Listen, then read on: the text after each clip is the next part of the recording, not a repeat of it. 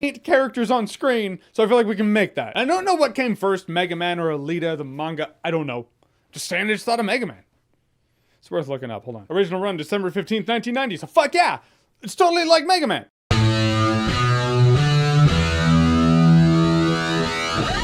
Alita Battle Angel. So Alita Battle Angel is a movie produced by James Cameron, directed by Robert Rodriguez. It's based on an old manga. I haven't read the manga, so if I critique something in this movie, like, oh, they did this thing, it didn't make sense, I thought it was stupid, and it happened that way in the original books, I haven't read them. I'm just critiquing how I saw it on screen. The story is it's 25-something, pretty far in the future. There was a big war a couple hundred years prior. It changed the landscape of the entire Earth. Basically, as I understand it, as it's presented in the movie, there's this shitty city, and then there's this awesome city that's hovering above the shitty city. So everyone in the lower city is like, why are we in this shithole? We want to be up there. Everyone up there, you feel like they're like the high society people and they're kind of running the show. Point is, a lot of people are cyborgs now. They have these cyber enhancements, like to the point where you're like, are you mostly machine? Yes, you are. Christoph Waltz's character is a doctor. He finds a cyborg and he's like, oh, you're special and you're alive and I kind of want a daughter again. So he gives her a body. She has amnesia. It's like their father and daughter, but she's more than meets the eye. So a lot of people want to kill her, and so she's really good at fighting. That's my takeaway. So I'm gonna talk about the thing that is to talk about in this movie most, and that's the visuals. Oh my god. The visuals in this movie are insane. They make for an interesting world, exciting fight sequences. This is some damn good CGI. It's really impressive, man. Weta always impresses me. Between Weta and ILM, I've always thought Weta was more photorealistic. Visually, they've always impressed me. They've always upped the game, and they do it here too. And like I said, the fight sequences were really exciting. This girl just beats ass. This is what she does. There's one bar brawl in particular. I was like, I'm entertained as hell. I even like the character interactions leading up to it. The tension just fed right into it. And this world is an interesting world. It does feel like a lived-in world. Whenever I watch a movie like this, if it's on another world or in the future or something, I always think to myself, do I want to live here? Would I like to be here? Usually no, because there aren't the conveniences we have in our world. But damn it, if I wasn't like, yeah, it'd probably be kind of fun. Christoph Waltz's character and Alita, they're dynamic together. They brought the heart. It was a really sweet story between those two that I like watching as I was watching it. Rosa Salazar plays her. She's just a charming character. There's something about her bright-eyed naivety towards people. She's a positive person, or cyborg. And I always like it when people that positive have to fight. When people that positive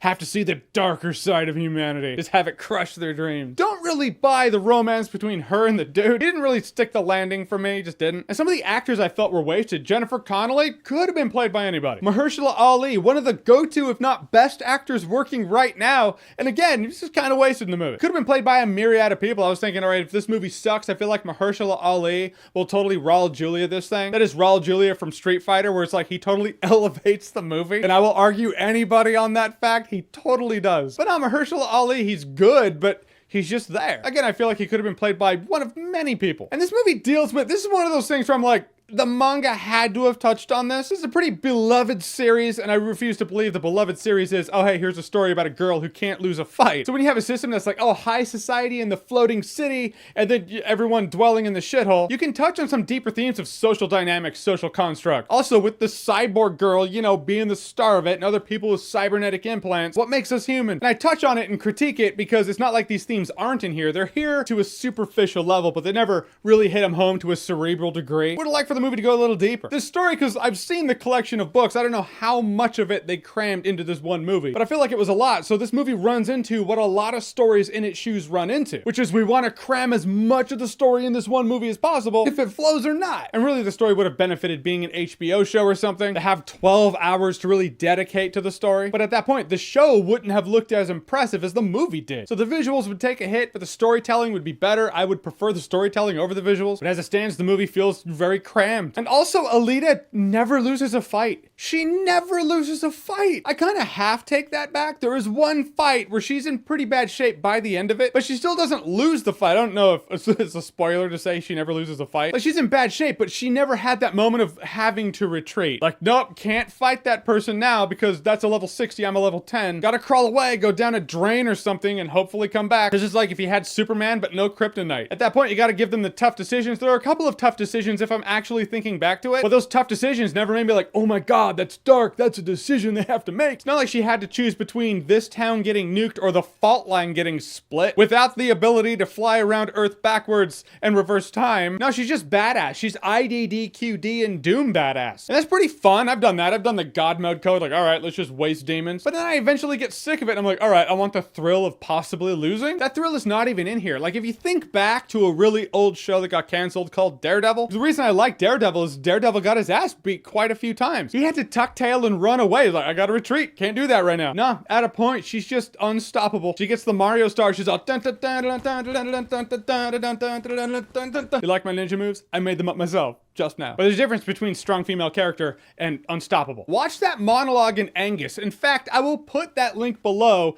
if it exists on YouTube to that monologue George C. Scott has in the movie Angus about Superman. I've heard it many times, but that's where I first heard it, so that's where I'm pointing to. So in the end, Alita Battle Angel, I enjoyed. It's visually impressive, it's exciting, it has surprising amount of heart and humor, but I felt some of the actors were wasted, some of the themes they could have touched on, they didn't. I am interested to see more from this world though, so I hope it'll get a sequel, but it all depends on the box office, so we'll see. Felt like I ripped into this movie more than I meant to. Sorry, I don't mean to do that. Just when you say something's great, you can just be like, oh yeah, that was cool, moving on. You gotta break down the negatives more than the positives in order to justify it. That's why sometimes negatives, they take up more space. So if you're coming to this movie for great visuals, exciting fights, and an interesting world to live in while it's all going down, I mean, Alita's fine. It's good entertainment. In the end, I will say Alita Battle Angel was a good time. No alcohol required. It starts off really intriguing and ends a little rough around the edges, but still a fun time. That's all I can ask for. All right, so Alita Battle Angel, have you seen it? What did you think about it? Whatever you thought, comment below, let me know. And as always, if you like what you've seen here and you want to see more, click right here to see more.